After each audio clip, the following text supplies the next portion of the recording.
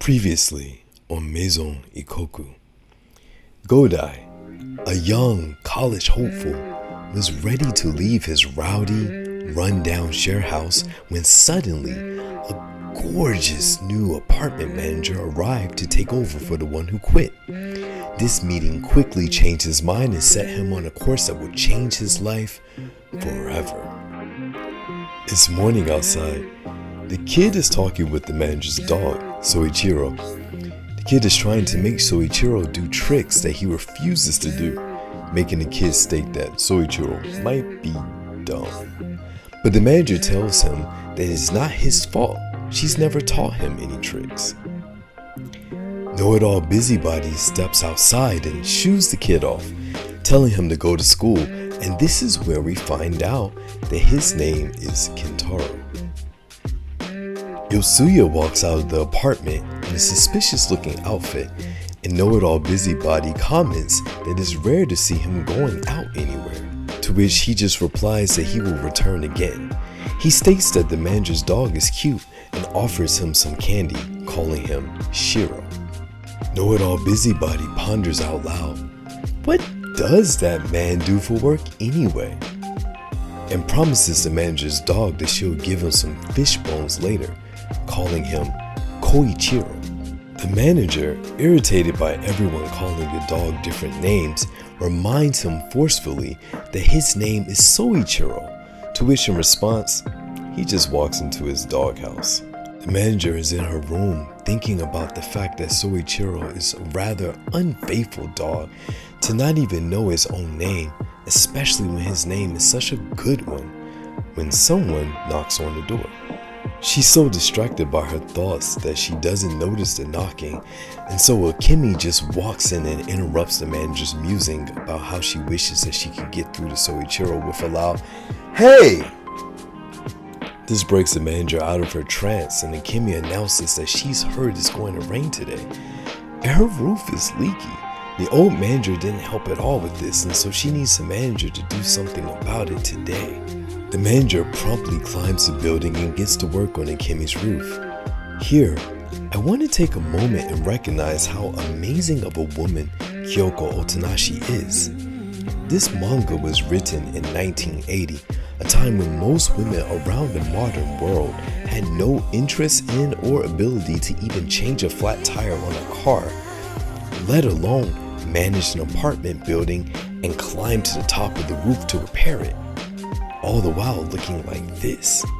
The manager is truly a Renaissance woman and is a perfect example of the forward-thinking mind that Takahashi held, featuring a strong and capable female protagonist focused on her work, when most manga female protagonists at the time were primarily absorbed with waiting for the love of their lives to propose to them. Kyoko is a traditional and beautiful Japanese woman, but she's also a woman who doesn't need to be carried by someone else. She's not one or the other, rejecting the positive aspects of either types of women to commit to one side. She's both. And that's why we love her. Godai is in his room, daydreaming about the manager. He can hear her working on the roof and muses about Kyoko being directly above him at this very moment. He agonizes over how old she is, if she's single or not. These are things that all men can sympathize with. And he finally gets on his knees to confess his love to her. But unfortunately for Godai, it just so happens that a certain scantily clad person walks up behind him just as he is making his heart known to the universe. Akemi interrupts yet another person from their daydream as she yells, "Hey!" at Godai. Godai demands how long has Akemi been standing there, and she tells him, don't worry about that. She goes on to state that she'd come in to ask him to sell her some cup ramen, but that she appreciates his incredible generosity of giving her one instead. Godai replies, "Yeah, right, as if I'd give away one of my babies for free." To which Akemi responds, "Oh yeah? Excuse me up there, I love you." Godai wishes Akemi nothing but the worst as he gives up one of his cups and shoos Akemi back out of his room. But before Akemi leaves, she politely mentions to Godai that the silly he loves so much has a boyfriend. The manager, taking a break from her work, basks in the wonderful view and the weather of the day. While Godai, heartbroken, goes outside and takes out his frustration on Soichiro, who he calls a dummy, telling him how lucky he is that the manager cares about him, demanding to know from the dog if the manager really does have a boyfriend or not. A little while later, Akemi and Godai are sitting outside and the manager still hasn't come down from the roof. Akemi calls to the manager, asking if she's finished fixing the roof because it's about to rain, but the manager doesn't respond. By the way, this is a really good time to talk about the fact that Japanese people really hate being rained on. I mean, even if there's a light sprinkle, people here are yanking out umbrellas. Sometimes they seemingly appear out of thin air, and I'm serious. There will be times when the day is sunny and then it'll suddenly rain, but all the Japanese people I see around me will have their umbrellas out. I'll be over here getting wet, wondering how they were so prepared. I guess they just always got the umbrella on deck. But anyway, the manager doesn't respond and Akemi says that maybe she fell, and they both take off looking for her. Godai going up the ladder and Akemi running around the house. Godai is yelling, "Kyoko!" as he hastily climbs the ladder, only to find the manager peacefully sleeping on the roof. He tells her that she's going to catch a cold if she stays up here like this, but she doesn't respond. Checking his perimeter to make sure that no one's scoping him, he leans in close to Kyoko, prepared to enact his best Prince and Sleeping Beauty impression, but he notices that Kyoko is crying. In her dream, she calls out to Soichiro, and this time, we can be sure that she's not talking about her dog. While Godai is lamenting the realization that there is someone already residing in Kyoko's heart, the rain finally starts to fall. The rain wakes Kyoko up, and when it does, she suddenly remembers that she needs to get the laundry that she left hanging, but forgets that she fell asleep on the roof.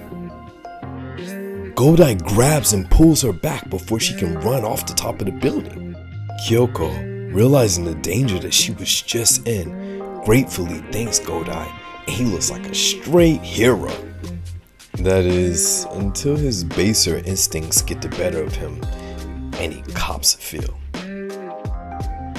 Godai, back in his room after discovering what the five fingers said to the face, has a nice red imprint of Kyoko's hand on his cheek. He's daydreaming again about the manager, feeling sorry for himself, and wondering why she's so faithful to Soichiro when the manager walks into his room. Godai is once again too lost in his own thoughts to notice that someone has walked up behind him, and this time, it's the manager that rudely interrupts his musings by yelling, "Hey!" at him. She apologizes to him about not finishing fixing the leaks in the roof and offers Godai an umbrella because he's being rained on. Godai tells her not to worry about it because he feels like being rained on anyway, and the manager tells him that if he's worried about groping her, to not sweat it, she's already gotten over that. Just then, Kentaro arrives home and asks the manager if he can play with Soichiro after it stops raining. The manager says, yeah, no problem. The thing is, they have this exchange right outside Godai's door, so he's able to hear them. He opens his door and pulls Kentaro into his room, demanding to know who Soichiro is. Kentaro simply states that Soichiro is his friend, while Godai demands that he spills the beans and tells him more. But although he may be young, Kentaro's no dummy. He's not going to give up the valuable information for free. He puts out his hand, waiting while Godai laments on him. Kids these days, man. He reluctantly hands over one of his precious packages of cup ramen, while Kentaro states he don't want that. Hit him with the paper. Transaction complete. The businessman tells Godai to give him a little bit of time to set up the meeting and then swing by the park later. Godai finally beats his competition, Soichiro. What? This is Soichiro? Oh, I get it. Godai feels a bit of relief.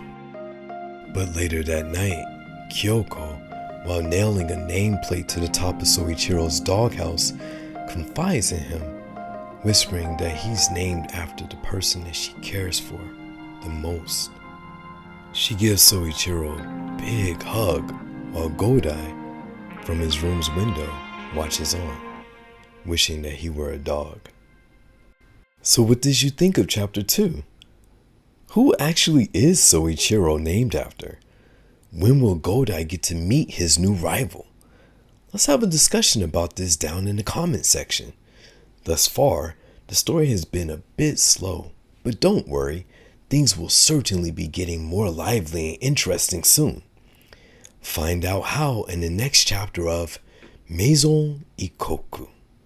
If you liked the video, please like and subscribe so that you can stay up to date with the content that we're putting out. Thank you so much for watching, and until next time, peace.